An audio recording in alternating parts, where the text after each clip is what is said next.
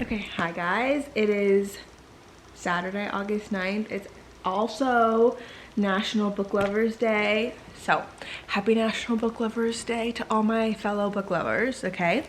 I started the tandem read of Sorrow and Starlight and Beyond the Veil last night.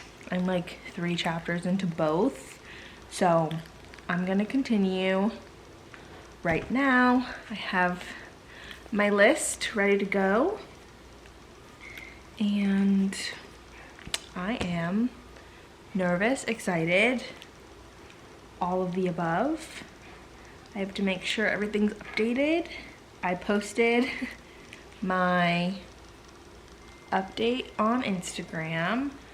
I need to post my reading update on TikTok, which I'm gonna do right this second. I have to post a picture for National Book Lovers Day because I have to. It'd be criminal not to. So I'm gonna do that first, and then I'm gonna start reading. I got the dog. Say hi, Bubba. Say hi to the camera. Okay. He's like, no thank you. Okay. Progress update in my tandem read. I'm currently on chapter, I want to say like 13-ish of Sorrow and Starlight, and I've gotten through 5 chapters of Beyond the Veil. It's kind of hard to tell. That was loud.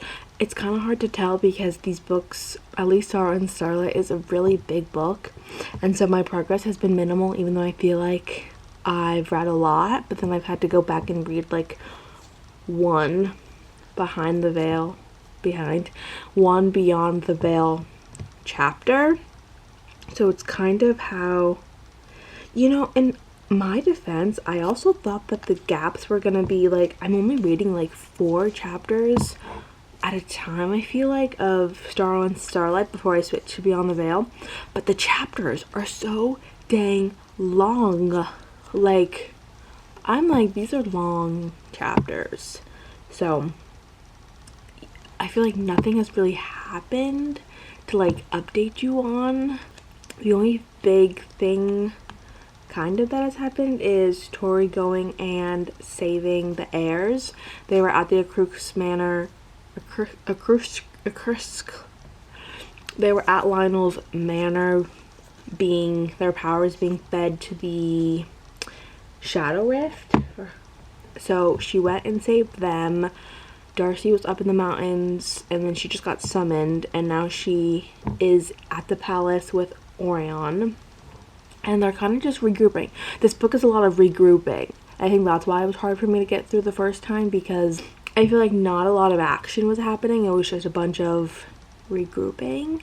And the cool thing, though, is that the way the Beyond the Veil is set up, obviously it's the characters who are beyond the veil and dead, but they're like watching, they're able to watch what's going on. So like, I'll read something that's happening in Sorrow and Starlight, and then when I switch to the Beyond the Veil chapter, it's them watching like what's going on. And the whole, I want to say the whole concept of the Beyond the Veil book is that the people who are there are trying to figure out a way to go back to the Fae realm, and obviously that's like impossible because the twins' parents are there and they've been there for so long, and they're like, it's not gonna happen. But Darius is like dead set on getting back to Tori, obviously, so that's kind of what the structure is looking like. And that's about all I have to say. Okay, me completely forgetting that I was filming a reading vlog for you. I don't think I filmed anything yesterday. I obviously haven't filmed anything today. It's literally like 8 p.m. and I'm about to hit the hay, but I wanted to say that I'm like 1 chapter shy of where I left off, which is literally crazy. I'm literally on chapter 30. No, I'm on chapter 34. Yeah, so I'm 2 chapters off from where I stopped the first time in book number 8, which is kind of crazy. It's kind of scary because I don't know what happens after this point. I'm really hoping our momentum goes a little more. I know why. I understand why I DNF'd it the first time. It is, I don't want to use the word boring.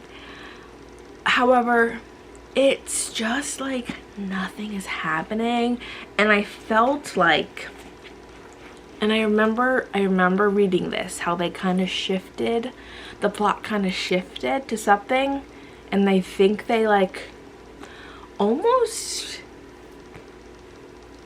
introduced a whole new protagonist. Wow, big word. A whole new protagonist in this book, at the end of this book, going into book 9. And I just remember like not understanding where this was going. But I'm about 50% into Sorrow and Starlight. And I would want to say I'm like almost like 40-ish% into Beyond the Veil. Okay, I don't even remember the last time I filmed. I was potentially probably in this shirt too. But let's talk reading progress, because it's been very slow the past few days. I've been kind of busy, I feel like. I've been like not reading much during my lunch breaks at work. And yesterday I had a nail appointment and I just didn't read. I had a nail appointment. I had to watch the new Summer I Turned Pretty episode. And by the time I ate dinner, I got home from all that, ate dinner, I was ready to go to bed. So I am 63% into Sorrow and Starlight, and I keep on dropping my phone. I'm on chapter 43, so we've officially passed the point of where I left off last time. Some new things have came to light, and can I just say, I never liked her, but justice for Francesca. I was kind of sad. I was sad for her, because she looked Lance in the eye and asked, "Did you ever love me? Did you ever see a future with us?" And he looked her in the eye and said, "No. Absolutely not." This is before he even met Darcy. So justice for my Francesca. Girl, I'm sorry. He just did not love you. But she didn't deserve to go out like that. And I am 67% into Beyond the Veil, and I'm on chapter 17.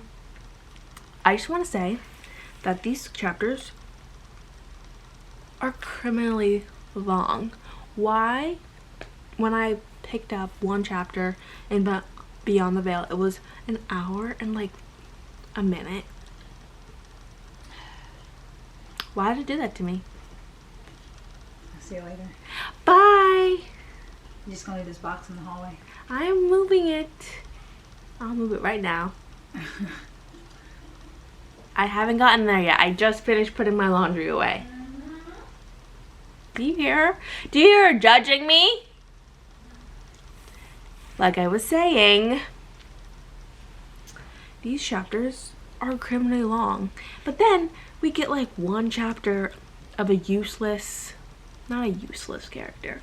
No, yes, we got a Mildred point of view. Why? I literally, I never thought that we could get a worse point of view than Lionel's. But now we got freaking Mildred's. I hope that's like the one and only POV we get from her, because that's criminal. But that's progress. It's been very slow, but I just was kind of taking it slow also because I didn't want to force it. I didn't want to burn myself out. That's what happened to me last time. I like forced myself to read and I just like wasn't like when I wasn't in the mood to do so. So then I DNF'd it because I just like couldn't. I was like to the point of no return. So I'm just taking it easy, taking it slow. It's Thursday. Tomorrow, I have tomorrow and the weekend to really lock in. But it's 6 o'clock. I'm gonna go eat dinner. I'm gonna continue to read on my phone. And that's the I really wish I could show you guys more, but half the time I've been reading on my phone during breaks. Like I haven't even been reading at home. Like that's just how the week's gone. And I've had like nothing to show you. And I still feel like nothing has happened. Just so sad. It's so hard for me to explain things. Like you don't want to hear about the little things that have happened, but nothing really big has happened. You know? I guess other than because Francesca was trying to save Lance. And she didn't realize that he was like willingly there. And she even said, was like, is she worth it? Is she worth it? Like why would you put yourself through that pain for the sake of another? She doesn't understand. But we understand because it's Lance and Blue. It's Orion and Blue. It's Lance Blue. Anyway, that's all I have to say. Okay, I was reading during dinner and anticipation. Tori and the others are in the Palace of Souls trying to rescue Lance, Darcy, and Gabriel. And it's like ping pong between, well, I have to ping pong between Sorrow and Starlight and Beyond the Veil. I would like to say the cool thing about this tandem read is that the people in Beyond the Veil, obviously we know they're dead. That's the whole point. It's called Beyond the Veil. But their whole thing is that they're helping and like they're trying to help guide their family who are obviously living in the present and are going through these things. So it's really cool to see like if something happens in Sorrow and Starlight, we can see how they like influenced or like helped in the Beyond the Veil chapters, which is really cool. I think just the way it was all like thought out, and I think it was definitely like when I say this was 110% meant to be a tandem read, like 8 and 8.5 probably should have come out on the same damn day. Because when I first read 8.5 was not out. I don't even think it was announced. Like I had no clue 8.5 was going to be a thing. I knew 8 was out, and I knew that 9 was going to be out the following, I think, year. When 8 was announced, it was like 8, there's going to be one more basically. And 8.5 is not a whole book. It's obviously like it's called a bridge novel or like a bridge novella. But I think the tandem read is like a 1000% way to go. So if you are in the midst of Zodiac Academy or you plan to read it in the future, I would highly suggest that you do the tandem read. If I had to read 8 and then go into 8.5, I would like not remember the little details of the things happening, because the tandem read is set up specifically to follow obviously the events that are happening in Sorrow and Starlight. So it's really cool. It's not fun when intense things are going on and I have to ping pong to Beyond the Veil.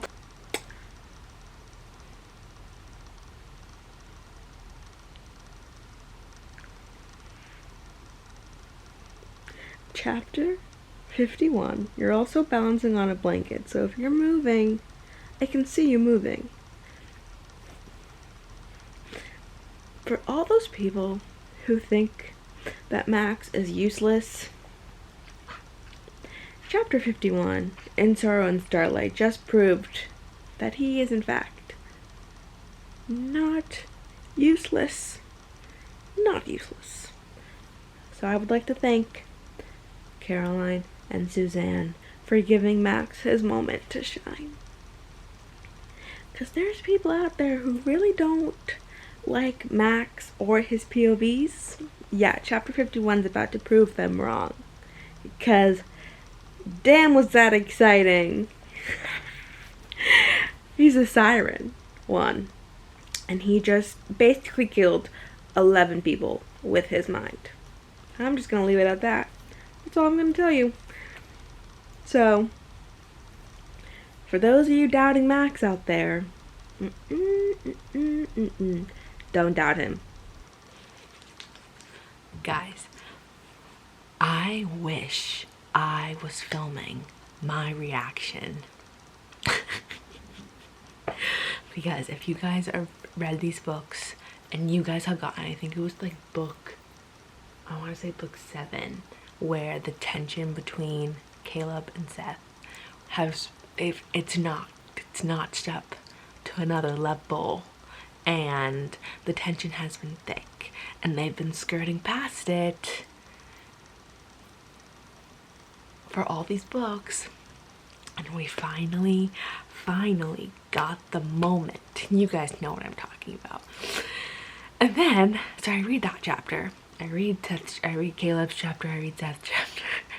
Then, when you go in the tandem read, when you go to read Darius's point of view in Beyond the Veil, he gets a nice preview of that moment.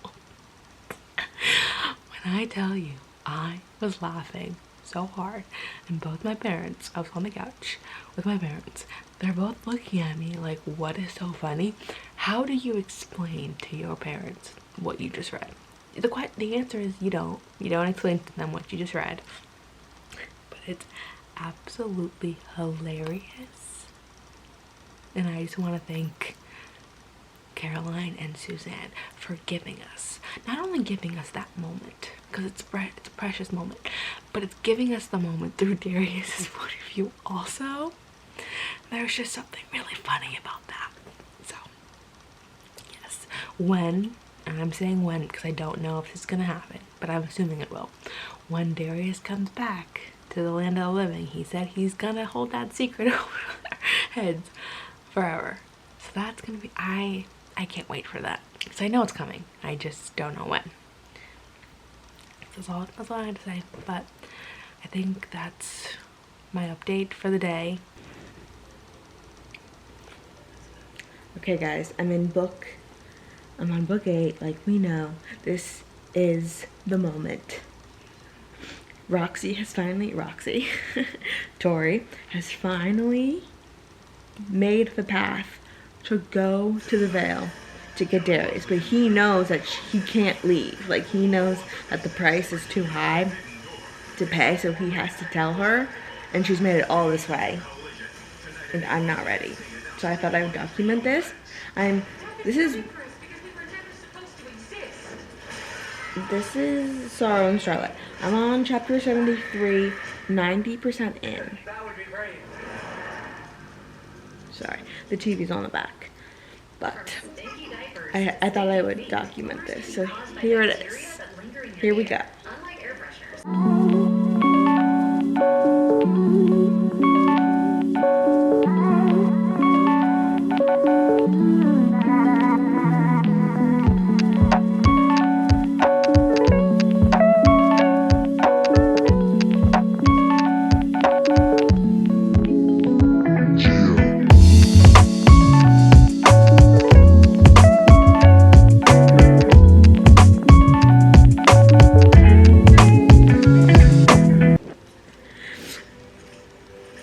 Like, he's already dead, so why does this still hurt? Like, he's already dead, we know he can't come back, and yet I'm still crying because he can't come back.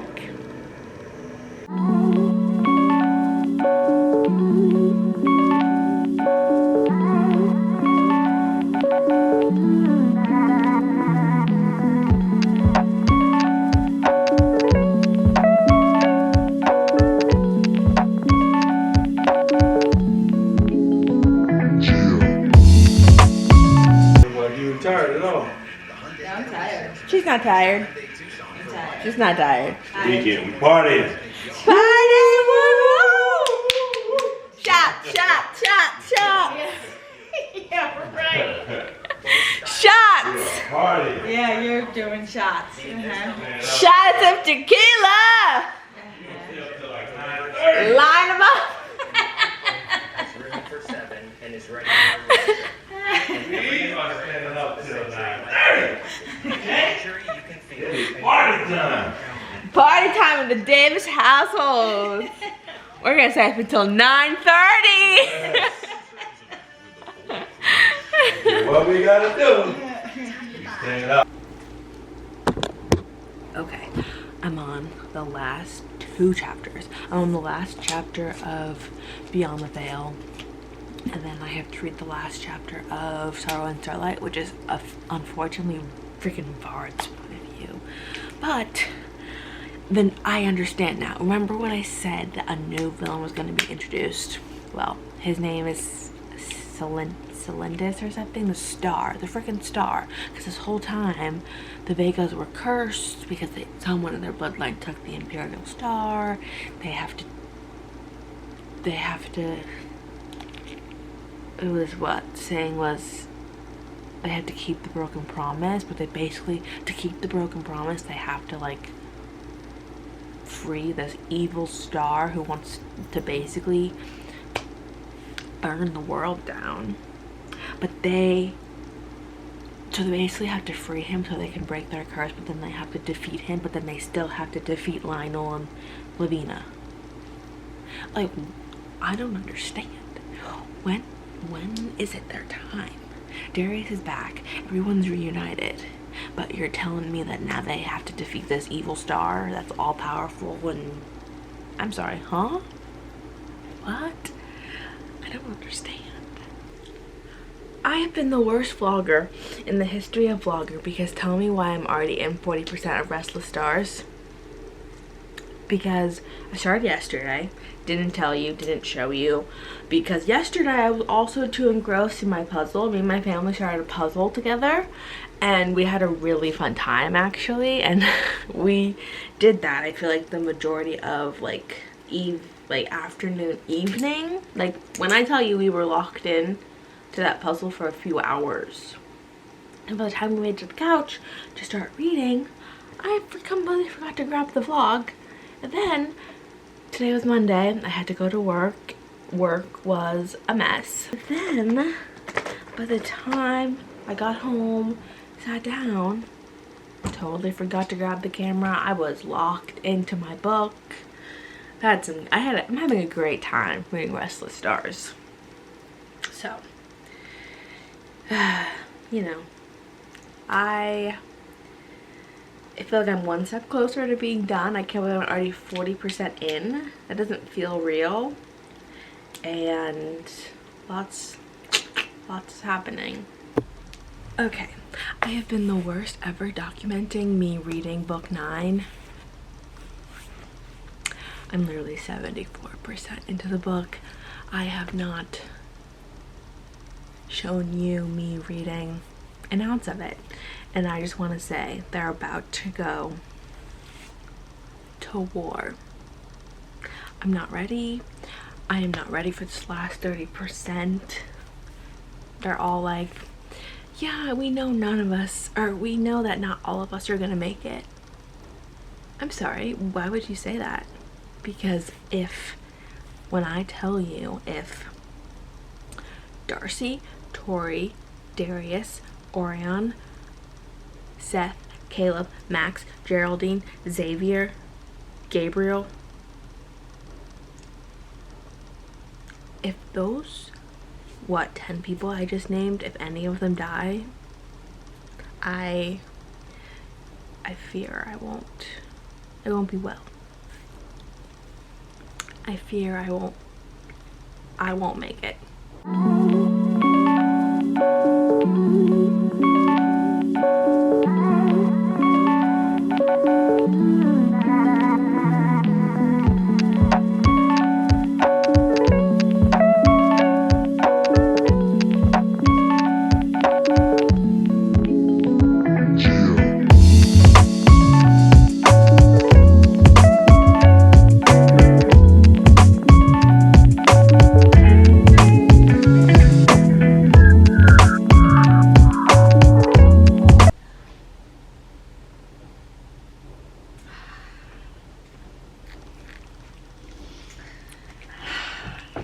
think I like that one more than the first one. No, I look like a mess. I love the ending. It actually brought me to tears where the first one didn't. See, each book gets more like emotional. Ugh. But I liked the first couple. I didn't love Friends to Lovers. I liked Jax's story. And by the time I got to Santiago's, I was just like, eh. Yeah. Awesome. This is what I've been waiting for. All this time when I've been trying to convince you to read these books. This is the feeling that I know the feeling. I've read books before. This was the feeling I was trying to give you. But it's not real. It is to me! Not real.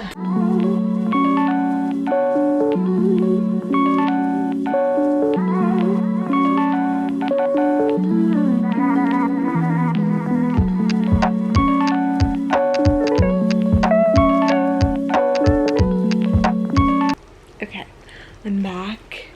It's 8:45. It's later than I was hoping, but I'm 82% in. I just don't think I'm gonna do it tonight. I'm only on 9:33 and I still have a few hundred pages to go. He's back! Diego! He's back! Not Tori. I'm literally crying. I'm literally sobbing. Not Diego. Oh my god. I'm literally crying.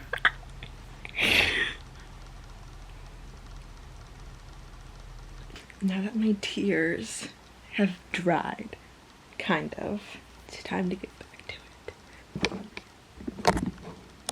I don't even know.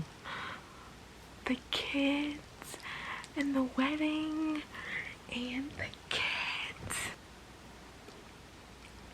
I can't believe I'm done. I really need to go to bed. But oh my goodness, it's done. I'm done. Okay, I finally have time to talk about my recap of, okay, it's now maybe like 2 days later since I finished book 9 not Wednesday night, it's now Friday, but it is time for a little recap. Honestly, I don't even know what the last thing I told you, so let me try to backtrack a little bit. Let's see. Let's talk about the final couple of scenes. So, obviously everybody goes and marches into war. They all have a battle strategy. They all have to split up. And should I tell you who dies? I'm actually pretty impressed by Caroline and Suzanne because they even said in the acknowledgments in the back that we thought about killing off more people, but they decided in the end to like keep the main characters alive, and I was like, oh well, that's nice, thank you, because like I said at the beginning of this, if any of like the core 10 died, I would have rioted, but then none did. So none did. It was kind of just like side characters. No one I was like too invested. That's not true. Milton died, even though I didn't really like him in the first book. He redeemed himself by book 9, and I was kind of sad to see him go. His whole herd. He was just crowned head bull. It's really sad. All of Seth's pack died. His parents, his siblings are still alive, so that's good. But Frank and Alice, they're all dead. They all died. Poor Seth. Justin Masters died. I don't know if anyone cares about Justin. He was kind of weird, but he was so loyal up until the very end. Ugh, it's so sad. And then, so all those people died. And then Tori, she didn't resurrect them, but she like made an army of the dead people. So like her parents got to come back, Lance's dad got to come back and like fight for them. So that was pretty cool. Darcy defeated Lavina. We loved that moment. It was time. Best part of the book.